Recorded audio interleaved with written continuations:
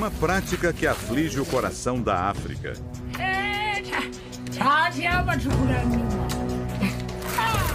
O sacrifício de crianças em rituais religiosos. Dezenas de mortes que escandalizam a imprensa mundial. Nossos repórteres cruzam o Oceano Atlântico e viajam mais de 1000 quilômetros de carro para desvendar um dos retratos mais cruéis da violência humana. Isso aí acontece. Pela primeira vez, uma equipe de TV da América Latina investiga os mistérios por trás de cerimônias que prometem fortuna e poder em troca da oferta de uma vida. O que aconteceu com este menino? A gente vê o olhar de frustração dele, de tristeza, de horror. E com esta criança? Por que esta mulher chora dia e noite? Quem é o homem que luta sozinho contra os rituais macabros que levam à morte? Durante 30 dias de investigação, encontros de muita tensão. Aqui fica o templo da feitiçaria de Uganda. E momentos em que ficou impossível não se emocionar.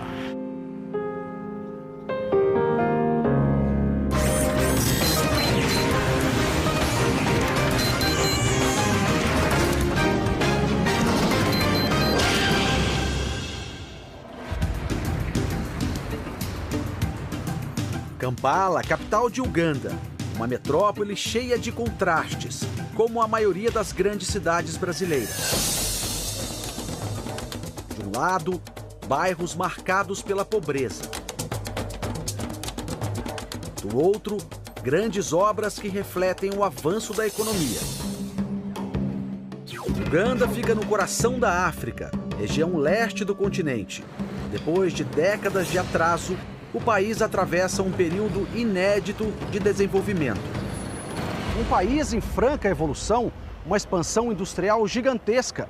Mas a boa notícia pode estar acompanhada de uma muito ruim: o sacrifício de seres humanos. Acredita-se que debaixo de cada prédio desse construído há a cabeça de uma criança.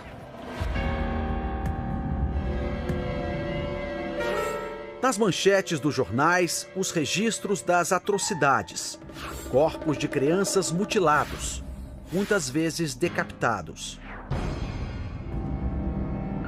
Mas qual a finalidade de crimes tão bárbaros? E quem são as vítimas? As que tiveram sorte de sobreviver, mal conseguem abrir a boca para contar. Jorge, 5 anos, sobrevivente. Quando tinha 3 anos, ele teve o pênis cortado fora para utilização em sacrifício. 2 anos atrás, George apareceu neste vídeo, produzido por uma jornalista inglesa. Ele estava ao lado do pai e da tia. O menino sorridente e cheio de energia, sem a real noção das consequências que terá para o resto da vida. A tia conta que George foi raptado por um vizinho numa cidade perto de Kampala. O autor do crime foi condenado a 15 anos de prisão.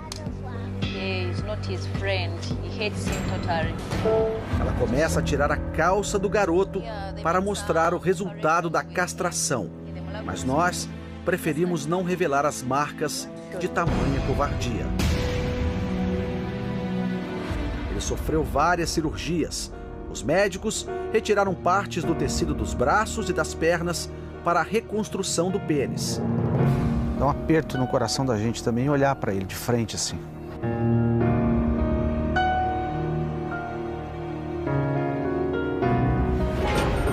Estamos na periferia de Kampala, um dos bairros mais pobres da capital. Ruas sem nome, casas sem números. A polícia está investigando aqui nessa comunidade, eles estão investigando o aparecimento de uma criança nesta comunidade. Os vizinhos todos denunciaram que essa criança não faz parte dessa região. Por isso a polícia está investigando, porque há uma suspeita de que essa criança teria sido sequestrada para ser utilizada em rituais de magia negra, de feitiçaria. Então a polícia está perguntando em cada lugarzinho para descobrir onde é essa casa.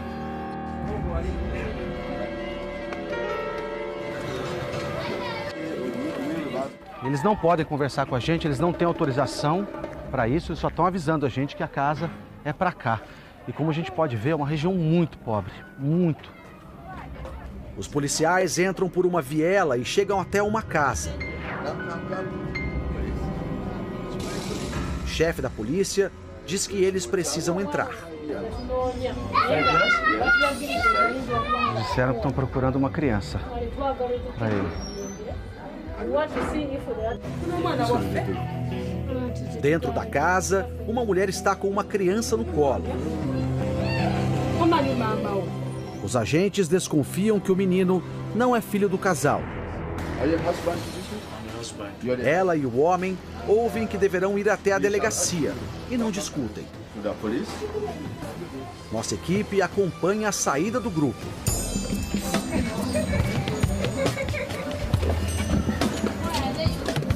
O menino vai agarrado ao homem. Como saber se ele é filho do casal? Ou se foi raptado para mais um ritual de bruxaria?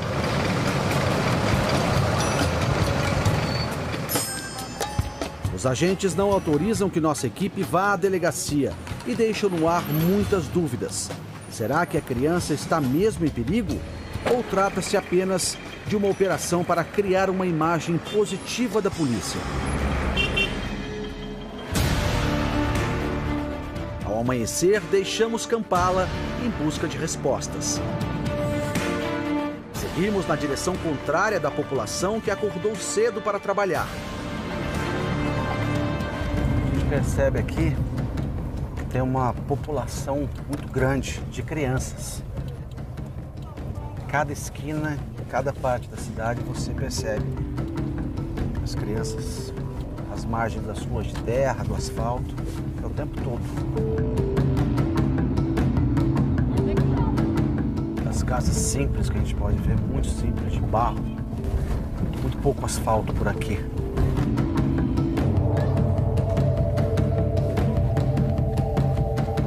Chegamos à casa de uma mulher que faz rituais de feitiçaria. Na entrada, uma placa oferece vários serviços, entre eles astrologia e tratamento à base de ervas.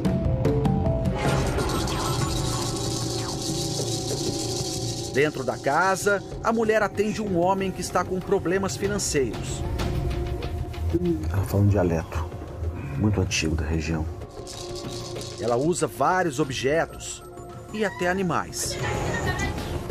Uma cerimônia que dura mais de 1 hora. A galinha é parte importante do ritual.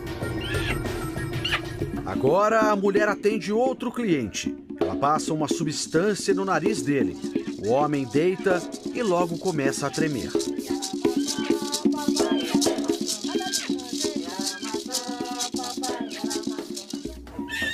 A galinha vai ser sacrificada agora. O sangue é passado nas mãos, na cabeça e nos pés da pessoa. Ele pediu a prosperidade, ele pediu dinheiro, ele pediu poder. Por isso o sacrifício da galinha. Mas em muitos casos acontece o sacrifício de crianças. Então a gente nem imagina, nem quer imaginar como é que tudo isso funciona. Mas ele vai sair daqui com o pedido feito e a promessa da bruxa que ele vai alcançar o sucesso. Antes de partir, eu pergunto se a mulher é curandeira ou bruxa. Ela responde em dialeto que não há diferença entre curandeirismo e bruxaria ou feitiçaria. E explica que usa os rituais para entrar em contato com os espíritos e, por meio deles, ajudar os clientes. E o que ela acha do sacrifício de crianças? Ela está dizendo que nunca fez sacrifício com crianças. Isso aí acontece em Kampala, que é a capital, mas aqui isso não acontece. Será mesmo que as crianças que vivem longe da capital estão livres do perigo? Uganda já foi uma colônia inglesa. Depois que se tornou independente em 1962, o país enfrentou várias crises políticas e conflitos sangrentos pelo poder.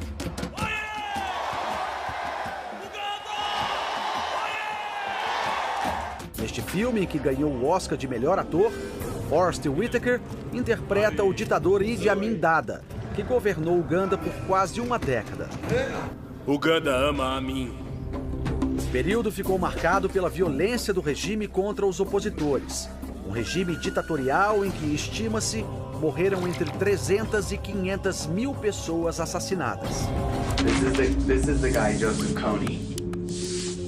Em 2012, Uganda voltou ao noticiário internacional por causa deste vídeo, um dos mais vistos até hoje na história da internet. Trata-se de uma campanha feita por uma ONG americana para denunciar os crimes praticados por este homem. Joseph Kony, líder de um exército clandestino em Uganda. Kony é acusado de raptar crianças e adolescentes para atuar como guerrilheiros. Mas a campanha levantou várias suspeitas. Qual o destino do dinheiro arrecadado via internet?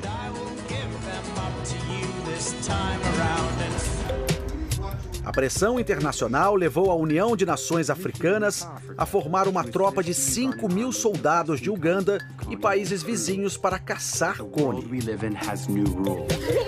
Mas o fato é que a juventude do país enfrenta hoje uma outra ameaça, cada vez mais crescente e mais perigosa. Nossa viagem prossegue por estradas de terra no interior de Uganda, regiões que parecem desertas, mas que concentram 8 de cada 10 habitantes do país.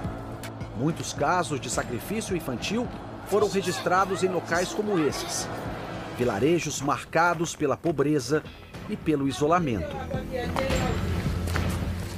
Estamos chegando nesse vilarejo aqui a mais ou menos 30 minutos do centro de Soroti para conhecer a história do menino Francis, de apenas 4 anos de idade, que é mais uma vítima desses crimes contra a humanidade. Francis, 4 anos, morto. Crianças, provavelmente irmãos do Francis. Hello. Hello. Esse aqui é o avô. Hello. Hello. Nice to meet you. Francis brincava sozinho no momento em que desapareceu. Quando a família sentiu falta dele, já era tarde. O corpo foi encontrado à noite num matagal, sem a arcada dentária e com os braços quebrados. O assassino ainda retirou alguns órgãos do corpo do menino. Todos aqui acreditam que Francis foi vítima de sacrifício. Nesse local eles fizeram o túmulo onde foi enterrado o Francis. Assassinado, morto, em 30 de junho de 2007. Ele não conseguiu fazer 4 anos de idade. Mas quem pode ter cometido tamanha barbárie? Teria sido o próprio feiticeiro ou um matador que agiu sob encomenda? O avô de Francis ainda espera respostas. Ele disse que tinha um suspeito que, de onde foi encontrado o corpo do Francis, tinham pegadas até uma casa. E nessa casa encontraram um homem, levaram para interrogá-lo, só que, segundo a polícia, não provava nada, só interrogaram e não havia prova suficiente para condená-lo pela morte do pequeno Francis.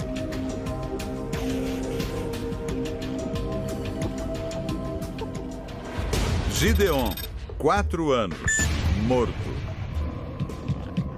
Gideon era um menino saudável. Ele tinha apenas 4 anos quando foi morto e decapitado a poucos metros de casa. pai dele, Santos Labeja, é professor. No terreno da família em Soroti, funciona uma escola e a fundação que reúne dados sobre muitos casos de sacrifício infantil em Uganda. Parem de sacrificar crianças agora. É uma fundação que tem o nome do filho dele contra o sacrifício de crianças. Aqui, uma imagem triste, uma criança decapitada. Sacrifice. Walking here. Santos nos leva até o local onde o filho foi raptado. Porque o assassino estava bem aqui. E o filho dele veio vindo de lá. Santos conta que um rapaz estranho convenceu o menino a ir com ele até uma casa não muito longe dali. Lá, o rapaz decapitou o Gideon e tentou retirar a arcada dentária dele, mas não teve tempo.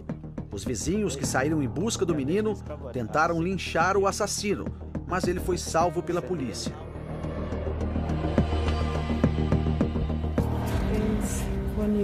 A mãe de Gideon diz que a dor da família só piorou quando a identidade do criminoso foi revelada.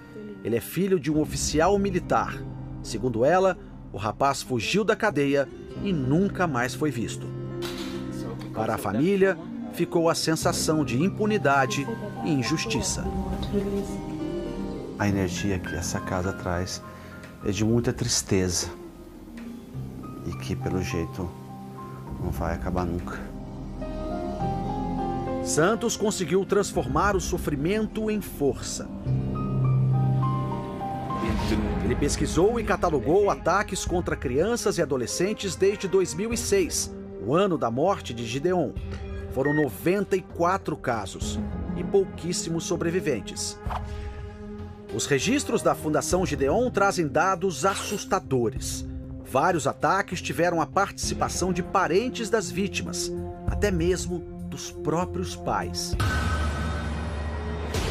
William, 11 meses, sobrevivente. Esta mulher afirma que o filho de 11 meses foi raptado por um tio.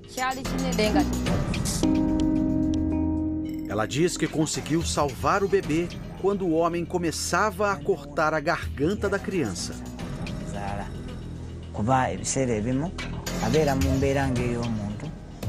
Mas o que explica o uso macabro de sangue e órgãos humanos em rituais de bruxaria? Para o professor que teve o filho de 4 anos assassinado, a explicação pode estar numa pesquisa que revelou que 2 em cada 10 ugandenses acreditam em feitiçaria. Os bruxos incentivam a crença e aproveitam para ganhar dinheiro. Eles convencem os clientes de que o sacrifício de meninos e meninas traz sucesso, poder e riqueza. Muitos habitantes de Kampala acreditam que um prédio comercial construído sobre a cabeça de uma criança é garantia de bons negócios. Na lista de crimes levantados por Santos Labeja, há o relato assombroso de uma criança enterrada viva na fundação de um prédio. Os responsáveis pela obra nunca foram punidos. Hoje vamos nos encontrar, depois de muita insistência, com um dos bruxos mais conhecidos do país, Jumba Gyanesawa. Ele também é conhecido como bruxo Djadja. Segundo ele, aqui fica o templo da feitiçaria de Uganda. Um assessor do bruxo nos orienta a lavar as mãos e a cabeça para nos livrar das impurezas. Só então temos acesso ao jardim e ao altar, onde as pessoas revelam seus problemas antes de ter contato com o bruxo. Eber é esse menino aqui de 11 anos de idade, foi trazido aqui pela mãe. Dizem que ele está com um espírito ruim dentro dele, que pelo que nós entendemos da medicina normal é um ataque epilético. Só que aqui eles não avaliam dessa forma, nem a crença da mãe. Para a mãe, o Ebron de 11 anos está com um mau espírito dentro dele. Por isso, ele veio para cá para tentar se curar. E é o que a gente vai mostrar daqui a pouco. Enquanto esperamos o bruxo, 2 assessores falam sobre ele. O cinegrafista deixa a câmera ligada e registra a conversa.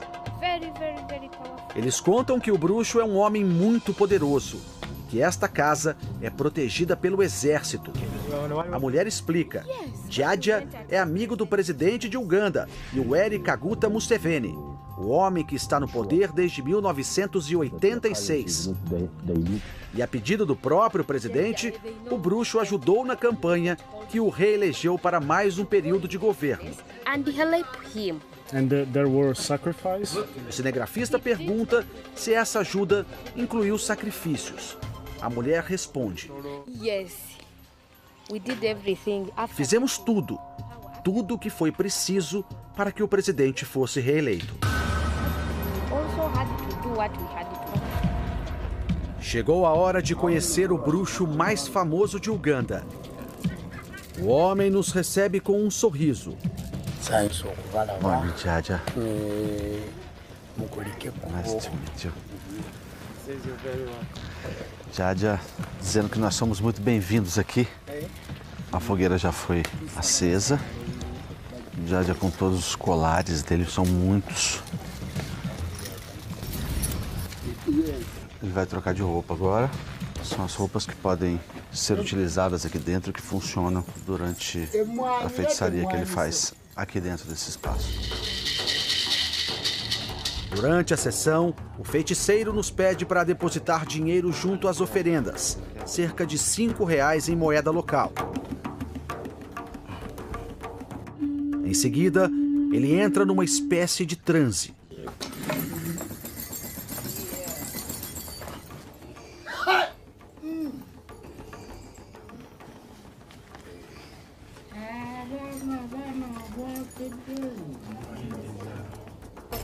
Agora é a vez do menino Abraham, aquele que a mãe considera possuído por maus espíritos. O menino também tem que entregar dinheiro.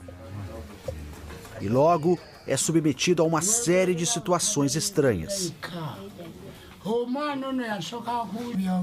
São gestos que poderiam assustar qualquer criança.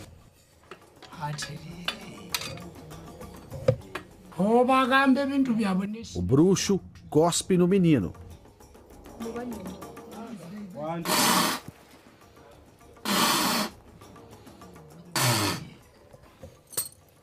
Mas o mais impressionante vai acontecer fora da cabana. O menino agora está sem roupas e suporta tudo em silêncio.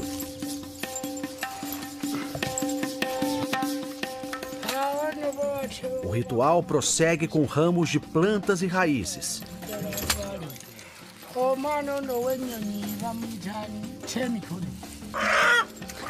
O feiticeiro repete a ação com uma galinha viva.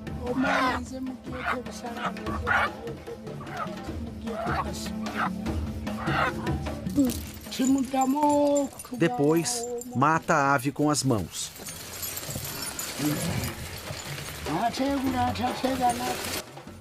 E mais uma vez, cospe no garoto.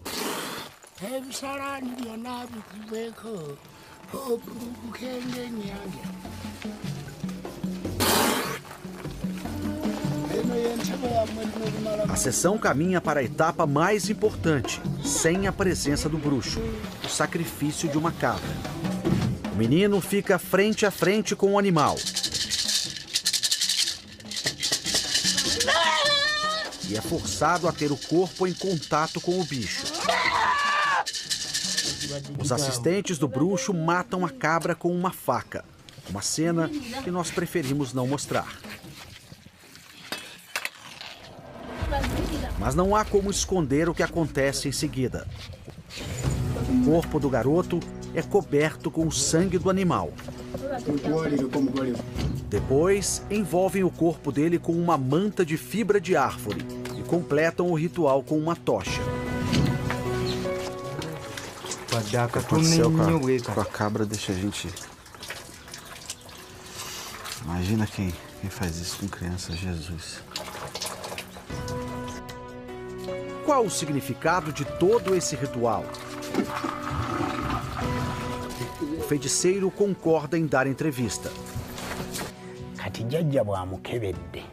Ele explica em dialeto que o menino ficou doente porque os pais dele deixaram de cultuar os espíritos dos antepassados.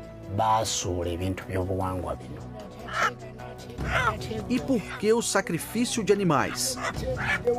O bruxo diz que a galinha foi para pedir perdão. E a cabra para amenizar a fúria dos espíritos e afastá-los do menino. Diádia afirma que o garoto não está curado ainda e que os pais dele também devem participar dos rituais para acertar as contas com os espíritos. Mas se os rituais têm sangue de seres vivos, como evitar o sacrifício de seres humanos? No final da conversa, ele mostra um álbum com fotos da campanha em que ajudou a reeleger o presidente de Uganda, mas esclarece que o auxílio foi só com o pedido de votos. Na opinião dos que lutam de forma solitária contra o sacrifício infantil, a reação das autoridades de Uganda está muito longe de atingir resultados. De acordo com relatos publicados em jornais de Kampala, um morador da zona rural chegou a vender o sobrinho por cerca de R$11 mil. Na capital, o corpo de uma criança pode custar bem mais, até R$50 mil. Em todo o país, homens e mulheres fantasiados de bruxos seguem livres para praticar rituais macabros. Feiticeiros ou criminosos? O criador da Fundação Gideon afirma: é preciso chamar a atenção para essa tragédia quase invisível aos olhos da humanidade e evitar que o futuro de meninos como George seja destruído pela ganância de falsos curandeiros. Sorrisos que podem desaparecer num piscar de olhos. Uma mensagem de esperança em nome de milhões de vidas inocentes.